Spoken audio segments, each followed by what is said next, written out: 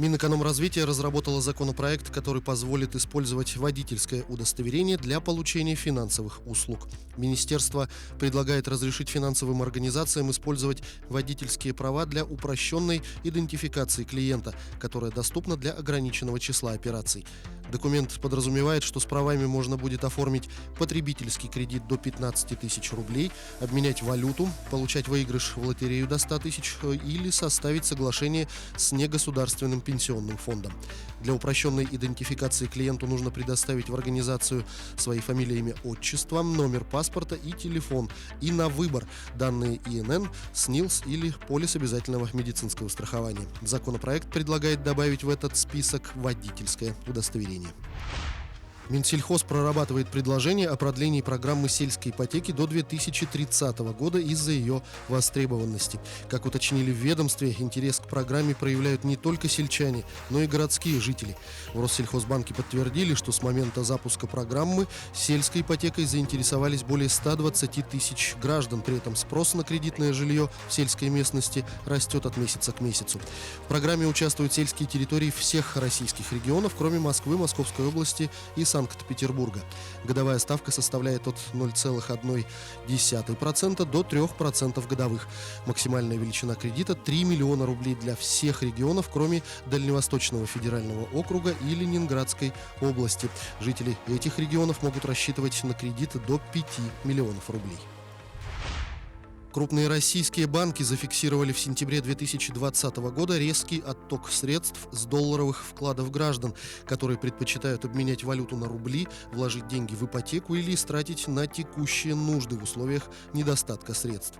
Эксперты отмечают, что в сентябре жители России обновили мартовский рекорд по выводу средств с валютных счетов, забрав оттуда более чем 1 миллиард долларов.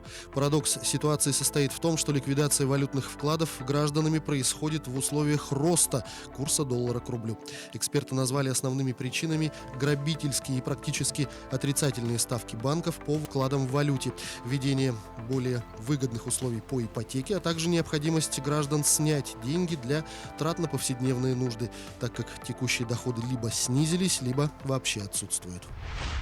Министерство финансов пока не может поддержать предложение по индексации пенсий работающих пенсионеров. В настоящее время у Министерства финансов в приоритете удержать индексацию выше уровня инфляции для неработающих россиян пенсионного возраста.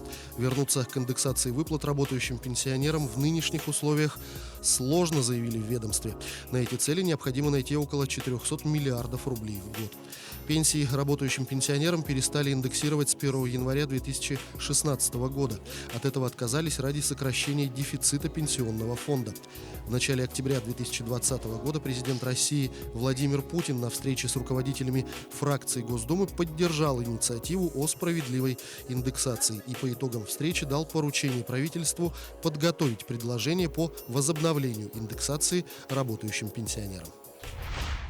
Налоговое отчисление алмазодобывающей компании «Алроса» в бюджет Якутии в 2020 году снизится как минимум на 16 миллиардов рублей из-за пандемии, сообщил глава республики Айсен Николаев.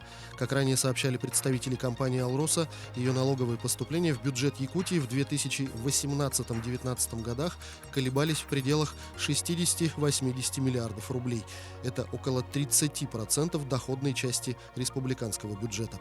Вместе с тем, по словам главы республики, по ряду направлений, в частности по золотодобыче, по некоторым нефтяным компаниям, в первую очередь по Сургутнефтегазу, у нас есть серьезные перевыполнения плановых назначений.